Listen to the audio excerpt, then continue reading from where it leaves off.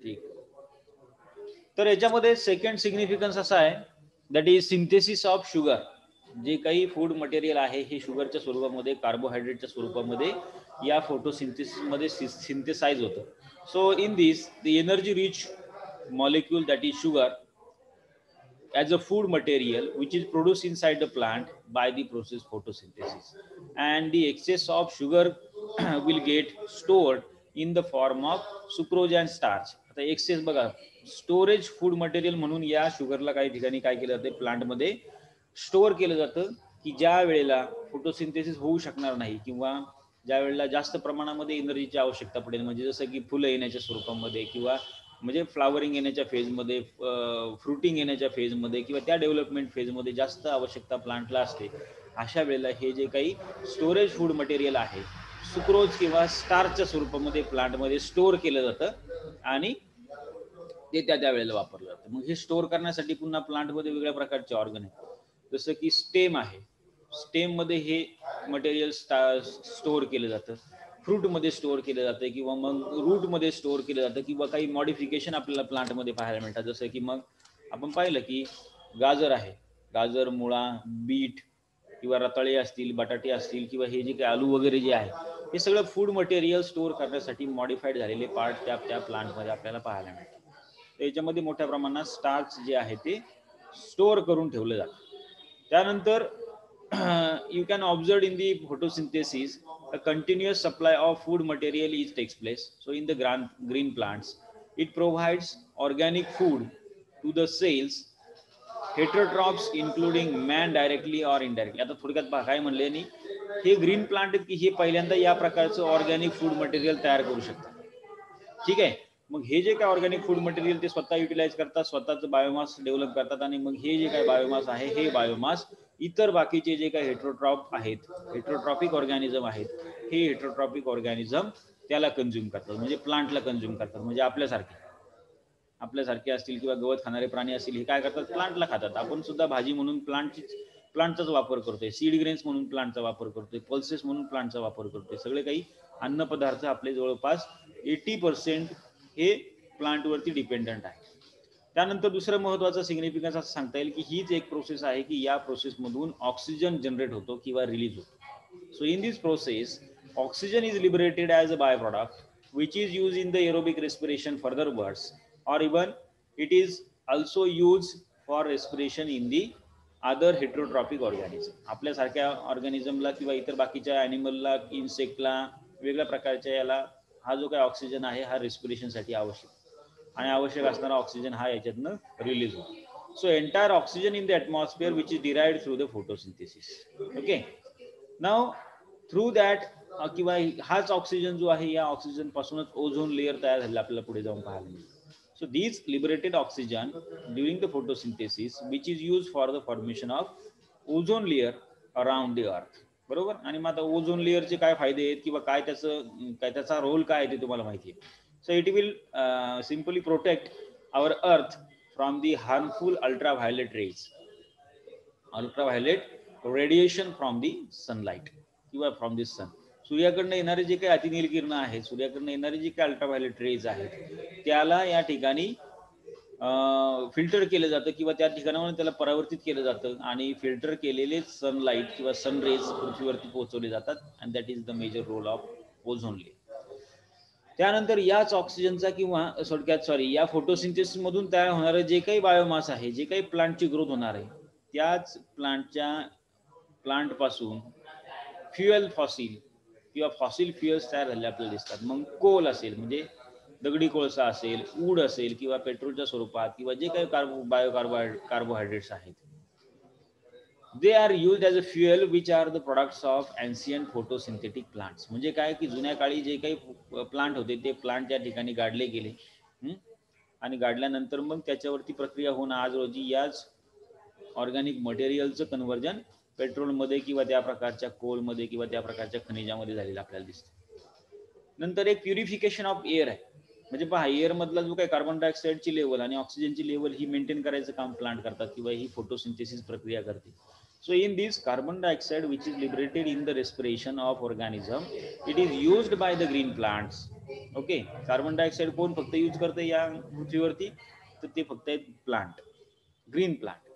तर फोटोसिंथेसिस मध्ये carbon dioxide use केला जातो आणि पर्यायानं ऑक्सिजन रिलीज केला जातो, आणि यामुळं हवा जी आहे किंवा एअर जी आहे प्युरिफाय केली जाते. सायकलिंग या ठिकाणी मेंटेन राहतं. So it is also maintain the balance of carbon dioxide and oxygen in the atmosphere. And lastly you can say the raw material like substances like timber, म्हणजे लाकूड असेल, pulps असतील म्हणजे लाकडाचाच प्रकार, टेक्स्टाईल फायबर्स आहेत, cotton आहे हे की नाही, कपडे तयार करण्यासाठी आवश्यक असणार हे, किंवा गम असेल, रेझिन असेल, सेल्युलोज, टॅनिन, डाईज, जेवढे काही मी म्हणतो, जेवढे काही प्लांटचे उपयोग आहेत, प्लांटचे जे काही इम्पॉर्टन्स आहे, रोल आहे, हा सगळा काही या फोटोसिंथेसिसवरती डिपेंड आहे. म्हणजे फोटोसिंथेसिस झालं तर प्लांटची ग्रोथ होईल, आणि प्लांटची ग्रोथ झाली तर हे मटेरियल आपल्याला मिळेल. So they are used as a raw material in various industries. सगळ्या ह्या काही इंडस्ट्री सुद्धा या प्लांटवरती डिपेंडेंट आहेत अल्टिमेटली फोटोसिंथेसिसवरती. तर असे हे साधारणतः फोटोसिंथेसिसचे सिग्निफिकन्स आहेत. ओके, आणि या सिग्निफिकन्स मुळे फोटोसिंथेसिस जी आहे ही महत्वाची मेटाबॉलिक प्रोसेस आपल्याला सांगता येईल. आता यानंतर मगाशी मी सुरुवातीला जे काही सांगत होतो, फोटोसिंथेसिस मध्ये जे काही फूड मटेरियल तयार होते ग्लुकोजच्या स्वरूपामध्ये, या ग्लुकोजच्या स्वरूपामधलं फूड मटेरियल आणि त्याचबरोबर तयार झालेला जो काही ऑक्सिजन आहे, याचाच वापर पुढच्या डायजेस्टिव्ह सिस्टीमसाठी केला जातो. मग आता फूड मटेरियल तयार झालं प्लांटमध्ये, पण त्या फूड मटेरियलला डायजेस्ट केलं तर त्याच्यापासून एनर्जी तयार होते, ही तुम्हाला माहिती आहे, बरोबर. तर सिंपली मग दुसरी प्रक्रिया या ठिकाणी आपल्याला मेटाबॉलिक प्रक्रिया किंवा मेटाबॉलिक प्रोसेस आपल्या या ठिकाणी झालेली पाहायला मिळते, ती म्हणजे रेस्पिरेशन प्रोसेस. तर या रेस्पिरेशन प्रोसेसमध्ये you can observe the glucose molecules or food material, it will get breakdown into simple type of sugar, and meanwhile the energy as well as carbon dioxide and some of the water will be released from this process. या ग्लुकोजचं breakdown करून यापासून energy molecules तयार केले जातात किंवा energy release होत असते त्यातून, हे की नाही. आपण साखर खाली किंवा आपण काहीतरी गोड पदार्थ थोडासा खाल्ला, लगेच भूक लागली होती, चक्कर यायला लागली, थोडीशी जरा साखर खाली तरी आपल्याला एकदम तरतरी येते. म्हणजे काय होते, फास्टली लगेच त्या कार्बोहायड्रेटचं काय होतंय, ब्रेकडाऊन होतं आणि त्यापासून एनर्जी मॉलिक्यूल जे आहेत ते रिलीज होतात. ओके, तर ही जी काय प्रोसेस आहे या मेटाबॉलिक प्रोसेसला रेस्पिरेशन असं म्हणायचं, की ज्यामध्ये ग्लुकोजचं ब्रेकडाऊन होऊन ग्लुकोजचं ब्रेकडाऊन जे आहे ते इन प्रेझेन्स ऑफ ऑक्सिजन होतं, म्हणजे ज्याला एरोबिक रेस्पिरेशन असं म्हणायचं आपल्याला पुढे, की ऑक्सिडेशन प्रोसेस असं सुद्धा म्हणू शकता तुम्ही. हे ऑक्सिडेशन होतं ग्लुकोजचं, आणि ऑक्सिडेशन होऊन यापासून एनर्जी कार्बन डायऑक्साईड रिलीज झालेलं आपल्याला पाहायला. Now what is the respiration? So respiration, it is a simple process in which plants break down the sugar, or plants break down the food material inside the cell to get the energy to grow and repair or develop. कशासाठी? तर प्लांटची growth होण्यासाठी, development होण्यासाठी जी काय आवश्यक energy आहे, ही energy या sugar मॉलिक्यूलला breakdown करून मिळवली जाते. सो सिंपली यामध्ये रिॲक्शन काय होते पहा, ग्लुकोज मॉलिक्यूल जो आहे तो ऑक्सिजन सोबत रिॲक्ट होतो. म्हणजे या ठिकाणी आता रेस्पिरेशन मध्ये उलट आहे, कार्बन डायऑक्साईड ऍब्झॉर्ब करण्याच्या ऐवजी ऑक्सिजन पुन्हा या ठिकाणी प्लांटमध्ये ऍब्झॉर्ब केला जातो. ओके, किंवा मग फोटोसिंथेसिस मध्ये रिलीज होणारा ऑक्सिजन या ठिकाणी वापरला जातो, आणि या प्रकारे हे ग्लुकोजचं ऑक्सिडेशन होतं आणि त्यापासून कार्बन डायऑक्साईड आणि प्लस वॉटर आणि मीन व्हाईल एनर्जी मॉलिक्यूल तयार झालेला आपल्याला दिसतो. सो धिस एनर्जी, इथे पुन्हा तेच सांगितलंय की respiration it is a series of chemical reaction that all organisms they have used to break down the food material and releasing the energy. So respiration is most organism they require oxygen. जास्तीत जास्त organism मध्ये respiration होण्यासाठी ऑक्सिजनची आवश्यकता असते, आणि त्याला aerobic respiration असं म्हटलंय, की ज्या ठिकाणी ऑक्सिजनच्या प्रेझेन्समध्ये रेस्पिरेशन होते. ठीक आहे, तर मग त्याच्यामध्ये पुन्हा आणखी थोडंसं जर इथं इंट्रोडक्टरी बघितलं तर सगळे जे काही लिव्हिंग ऑर्गॅनिझम आहेत त्या सगळ्या लिव्हिंग ऑर्गॅनिझमला एनर्जीची आवश्यकता आहे त्यांच्या ऍक्टिव्हिटी रेग्युलेट करण्यासाठी. Without energy no life activity is possible. कोणतीच ऍक्टिव्हिटी होणार नाही कोणाच्याच लिव्हिंग ऑर्गॅनिझम मध्ये, लिव्हिंगच राहू शकत नाही थोडक्यात एनर्जी नसेल तर. So the solar energy which is trapped by the plant and it will be stored in the cell and converted into carbohydrates. Okay, now these are the oxidized and energy so release will be used to carry out vital process of living beings, and the cells is the structural and functional unit of all living organisms. बरोबर, sale हे एक महत्त्वाचा unit आहे. यामध्ये या सगळ्या काही activity होत असतात.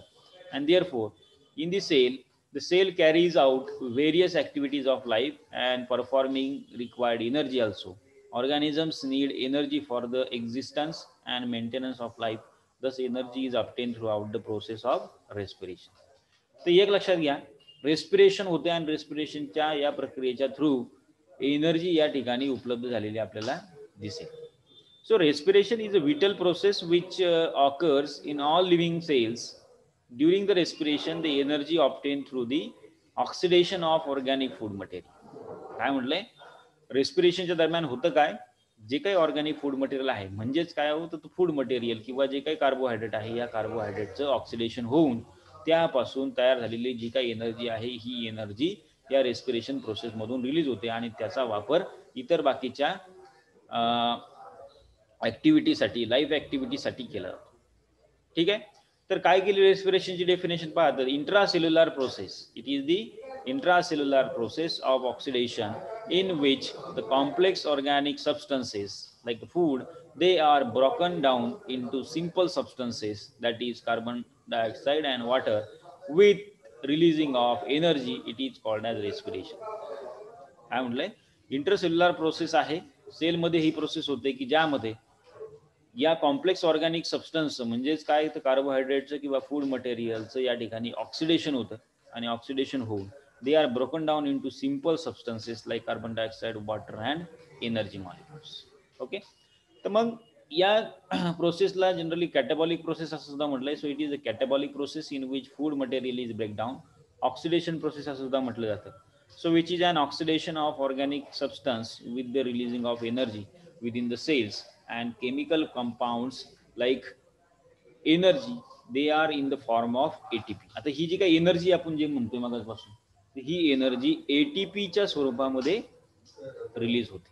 हां, किंवा मग एनर्जी जी आहे, एनर्जी ही एटीपीच्या स्वरूपामध्ये स्टोअर होते आणि नंतर पाहिजे त्यावेळेला हे एटीपी कंझ्युम केले जातात आणि त्यावेळेला मग याचा वापर ॲज अ एनर्जी सोर्स म्हणून होतो. लक्षात घ्या, एनर्जी जी आहे, एनर्जी म्हणतो आपण, पण एनर्जी कोणत्या स्वरूपामध्ये, कोणत्या केमिकलच्या स्वरूपामध्ये असणार आहे, तर एटीपीच्या स्वरूपात. ATP means adenosine triphosphate. ATP म्हणजेच काय, adenosine triphosphate. And during the normal condition, the process involved the liberation of carbon dioxide, absorption of oxygen, and conversion of potential energy into kinetic energy. So in the overall respiration, you can observe the reaction, that is carbohydrate C6H12O6. carbohydrate जे आहे C6H12O6 याचं oxidation होईल. So it will react with oxygen, 6 molecules of oxygen, and it will convert it into carbon dioxide, water, and that much amount of energy, like say for example 38 ATPs. ATPच्या स्वरूपामध्ये ही energy जी आहे ती release झालेली आपल्याला दिसेल. तर मग या ठिकाणी ही जी काही एनर्जी रिलीज होते, ही एनर्जी एटीपीच्या स्वरूपामध्ये. आता एटीपी म्हणजे काय, सुरुवातीला थोडंसं समजून घेऊया. हां, एनर्जी जी आहे ती एटीपीच्या स्वरूपात आहे, ठीक आहे बाबा. मग या एटीपीचा रोल काय किंवा एटीपी म्हणजे काय ते हे सुरुवातीला थोडं समजून घेऊ. एटीपी म्हणजे काय, तर adenosine triphosphate. A for adenosine, T for tri आणि पी फॉर फॉस्फेट. 3 फॉस्फेटचे या ठिकाणी ग्रुप आपल्याला पाहायला मिळतील. तर 3 मॉलिक्युल आहेत फॉस्फेटचे ॲडेनोसाइन सोबत. So it is the currency of energy. It is also non as currency of energy. म्हणजे काय, की या एटीपीला एनर्जीची करन्सी असं म्हटलं जातं. बरोबर, म्हणजे 2 एटीपी खर्च झाले, 3 एटीपी खर्च झाले. जसं तुम्ही एखादी वस्तू घेता, 100 रुपये खर्च झाले, 150 रुपये खर्च झाले, 5 रुपये खर्च झाले, जे काही करन्सी आहे आपली रुपयाची, अशी ही एनर्जीची करन्सी या ठिकाणी एटीपीच्या स्वरूपात. So in which ATP is an energy rich chemical compound which stored biologically abled or usable form of energy. हा काय, एक केमिकल कंपाऊंड आहे की ज्या या कंपाऊंडचा वापर किंवा यामध्ये एनर्जी स्टोअर केली जाते आणि यामध्ये it is biologically usable form of energy. So it is produced by the addition of inorganic phosphate to the ATP. याचं फॉर्मेशन कसं होते पहा. एटीपी कसं तयार होणार आहे, तर एक जो काही इनऑर्गॅनिक फॉस्फेट आहे, हा इनऑर्गॅनिक फॉस्फेट ॲडेनोसाइन डायफॉस्फेटमध्ये ऍड होतो. जसं इथं रिॲक्शन मध्ये दाखवलं बघा, ADP plus 1 inorganic phosphate it will form ATP. Okay, तर it is made up of by 3 components, adenine, ribose sugar and 3 phosphate molecule. Adenine तुम्हाला माहिती आहे, ॲडेनिन, ग्वायनिन, सायटोसिन, त्यापैकी एक ॲडेनिन, जे काही DNA चे मॉलिक्युल्स आहेत त्याप्रमाणे बेस पेअर पैकी एक ॲडेनिन. त्यानंतर रायबोज शुगर आहे याच्यामध्ये. त्याचबरोबर 3 फॉस्फेट ग्रुप आहेत, A, B आणि G असे हे फॉस्फेटचे ग्रुप याच्यामध्ये ऍड होतात. 3 असतात फॉस्फेट.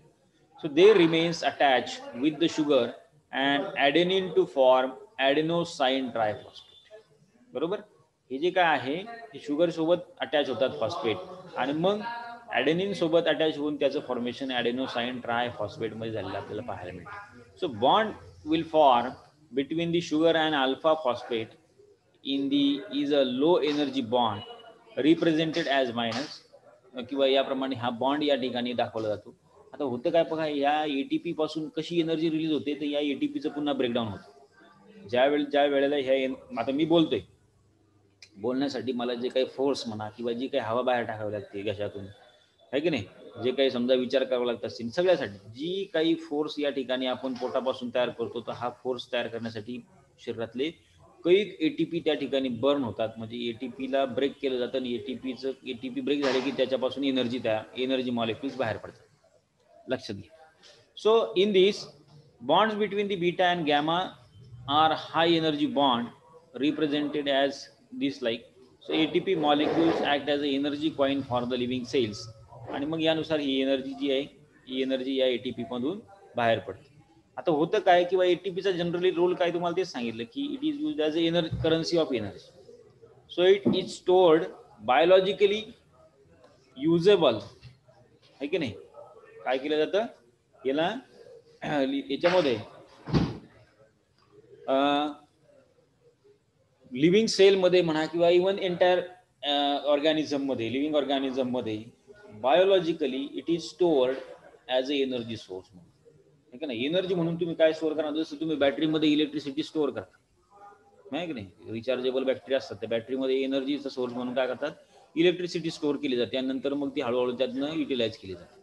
तसंच आहे, हा एक स्टोरेज आहे, आणि हा स्टोरेज या केमिकल फॉर्ममध्ये झालेला आपल्याला पाहायला मिळतो. तर एनर्जी जी आहे ही ATPच्या स्वरूपामध्ये स्टोअर राहते, आणि मग हव्या त्या वेळेला आपल्याला ती वापरता येते. त्यानंतर मग it provide phosphate groups in some biological reactions.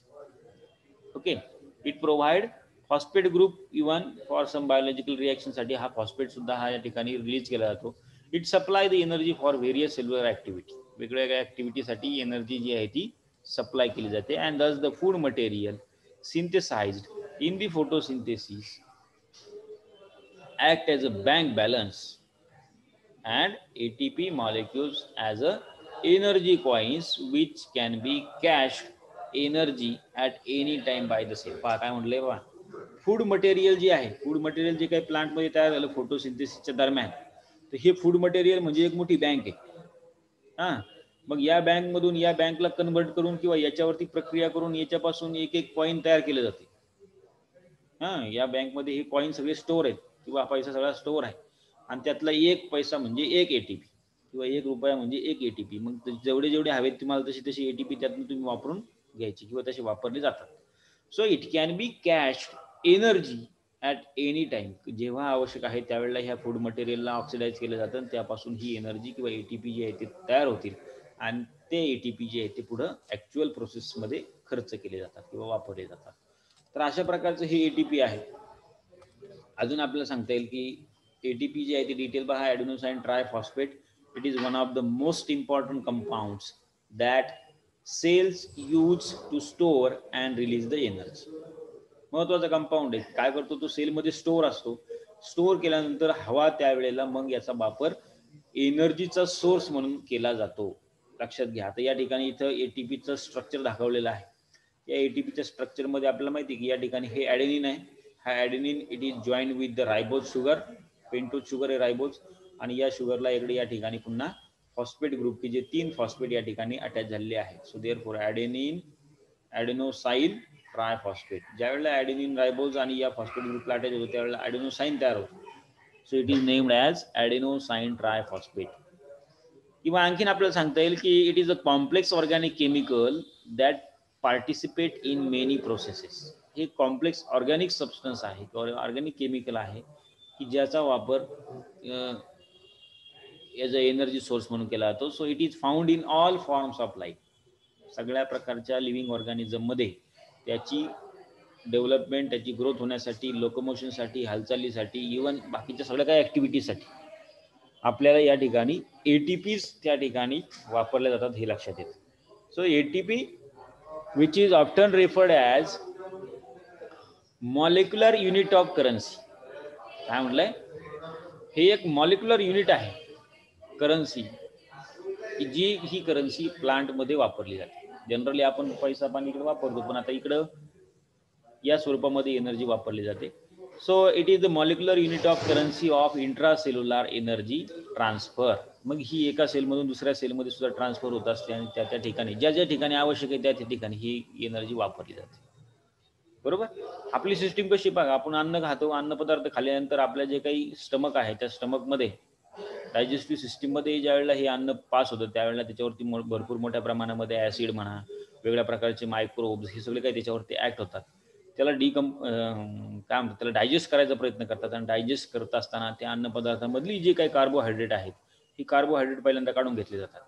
मग या कार्बोहायड्रेटचं रेस्पिरेशनच्या दरम्यान यातनं एनर्जी मॉलिक्यूल जे आहेत ते रिलीज होतील किंवा ते वेगळे केले जातात. ते एनर्जी मॉलिक्यूल्स आपल्या पूर्ण ब्लडमधून पूर्ण शरीरभर पसरले जातात आणि देअरफॉर ब्लड जे आहे हे ब्लड सर्क्युलेशनसाठी महत्त्वाचं आहे. ब्लडमधून आपल्याला पूर्णपणे ही एनर्जी शरीरभर पसरलेली ATPच्या स्वरूपात पसरलेली पाहायला मिळते.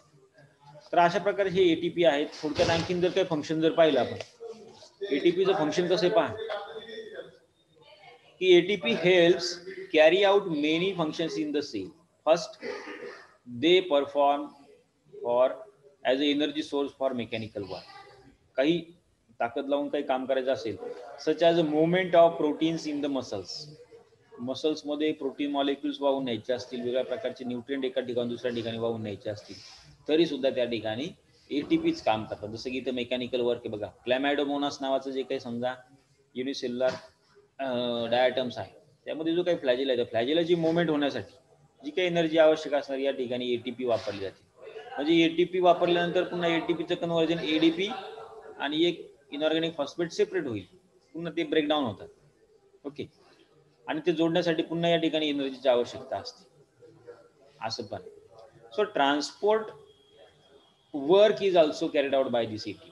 ट्रान्सपोर्ट करायचं असेल एका ठिकाणी दुसऱ्या सेलमध्ये किंवा एका रिजनमधून दुसऱ्या रिजनमध्ये काही मॉलिक्यूलचा ट्रान्सपोर्ट करायचा असेल तर त्या ठिकाणी हे ATP उपयोगी पडतात. Such as the movement of substances across the membrane. वेगळ्या प्रकारचे मॉलिक्युल्स आहे, न्यूट्रिएंट आहेत, हे एका ठिकाणी दुसऱ्या ठिकाणी मूव्ह करण्यासाठी. त्यानंतर आहे केमिकल वर्क असेल, जसं की मेकिंग कॉम्प्लेक्स मॉलिक्युल्स. बघा वेगळ्या प्रकारचे मॉलिक्युल्स आपल्या सेलमध्ये म्हणा किंवा प्रत्येक लिव्हिंग ऑर्गॅनिझममध्ये बायोसिंथेटिक पाथवेमध्ये तयार होत असतात. मॉलिक्युल्स वेगळे, जसं प्रोटीन तयार व्हायचे, एन्झाईम्स तयार व्हायचे, सेल डिव्हिजन होणार आहे, त्यानंतर मग वेगळ्या प्रकारचे प्रोटीन्स असतील, कार्बोहायड्रेट्स तयार होणार असतील, वेगळ्या प्रकारचे मॉलिक्युल्स, अमिनो ॲसिड असेल. तर हे जे काही कॉम्प्लेक्स मॉलिक्यूल आहेत, ही कॉम्प्लेक्स मॉलिक्यूल ज्या वेळेला तयार होतात त्यावेळेला केमिकल रिॲक्शनमध्ये या ATPचा वापर केला जातो. So complex molecule out of the simple molecule, so simple molecule are joined or react with each other in presence of or by utilizing these ATPs and converted into complex molecule. एखादा molecule, एखादा substance किंवा याप्रमाणे जे काही biosynthetic पाथवेमध्ये जे काही तयार होणार आहे हे तयार होण्यासाठी याप्रमाणे या ATP किंवा या एनर्जीचा वापर केला जातो. जसं इथे दाखवले बघा केमिकल वर्कमध्ये. You can observe the substrate are converted into product in presence of enzyme. आणि मग हे एन्झाईम काय करतात, याप्रमाणे या ATPला कामाला लावतात आणि ATPचा वापर करून मग ते त्या प्रकारचे डिझायरेबल प्रॉडक्ट्स तयार झालेले आपल्याला पाहायला मिळतात. याचप्रमाणे ATP release energy when the bond between second and third phosphate group is broken. ATP पासून एनर्जी कधी रिलीज होते तर ATP मध्ये असणारा जो काही सेकंड आणि थर्ड फॉस्फेट आहे या दोन फॉस्फेट मधला बॉन्ड ज्या वेळेला रिलीज होतो, ब्रेक होतो, त्यावेळेला ही एनर्जी यातून रिलीज होते आणि त्यामुळं मग आपल्याला या ठिकाणी त्याचं कन्व्हर्जन एडीपी ॲडेनोसाईन डायफॉस्फेट आणि एक फॉस्फेट या ठिकाणी सेपरेट झालेला पाहायला मिळतं. एटीपीचं कन्व्हर्जन कसं झालं, एडीपी मध्ये दॅट इज ॲडेनोसाईन डायफॉस्फेट, डाय म्हणजे दोन तसेच आणखीन शिल्लक आहेत, एकच फक्त सेपरेट झाला, दुसरा आणि तिसरा त्यातला बॉन्ड ब्रेक झाला आणि मग ॲडेनोसाईन डायफॉस्फेट शिल्लक राहिला प्लस इनऑर्गॅनिक फॉस्फेट आणि या दरम्यान एनर्जी जी आहे ती एनर्जी मॉलिक्यूल त्या ठिकाणी ॲक्च्युअली रिलीज झालेला आपल्याला पाहायला मिळेल. So this form of ADP and free phosphate group will again react and convert into ATP. पुन्हा या ॲडेनोसाईन डायफॉस्फेटला आणि इनऑर्गॅनिक फॉस्फेटला याची रिॲक्शन होते किंवा ही रिॲक्शन घडून आणली जाते काही एन्झाईम्सकडनं किंवा काही मॉलिक्यूलकडनं आणि पुन्हा याचं कन्व्हर्जन ATP मध्ये होतं. जसं आपण सुरुवातीला लाईट रिॲक्शनमध्ये पाहिलं, फोटोफॉस्फोरायलेशनमध्ये हेच होते ना, in presence of sunlight chlorophyll molecule जे आहे त्याच्यावर इलेक्ट्रॉन लिबरेट होतात आणि त्या इलेक्ट्रॉनचा वापर करून या ॲडेनोसाईन डायफॉस्फेटला आणि इनऑर्गॅनिक फॉस्फेटला जोडलं जातं किंवा याची रिॲक्शन घडून आणली जाते आणि यापासून एटीपी तयार होतं. ठीक आहे, तर अशा प्रकारे हे सगळं काही प्रकार आहे. नेक्स्ट लेक्चरला आपण ॲक्च्युअली रेस्पिरेशन कोणत्या ठिकाणी कोणत्या मेकॅनिझमवरती किंवा कोणत्या साईटवरती होतं हे पाहणार, मायटोकॉन्ड्रिया, आणि त्यानंतर पुढच्या लेक्चरला कशा प्रकारे होतं ते आपण पाहणार. ठीक आहे, तर अशा प्रकारे हे सुरुवात आहे ॲक्च्युअली रेस्पिरेशनची, की रेस्पिरेशनमध्ये एनर्जी जी आहे ती ॲक्च्युली एनर्जी तयार केली जाते फूड मटेरियलला ब्रेकडाऊन करून. ठीक आहे, तर ठीक आहे, आपलं टायमिंग संपत आला.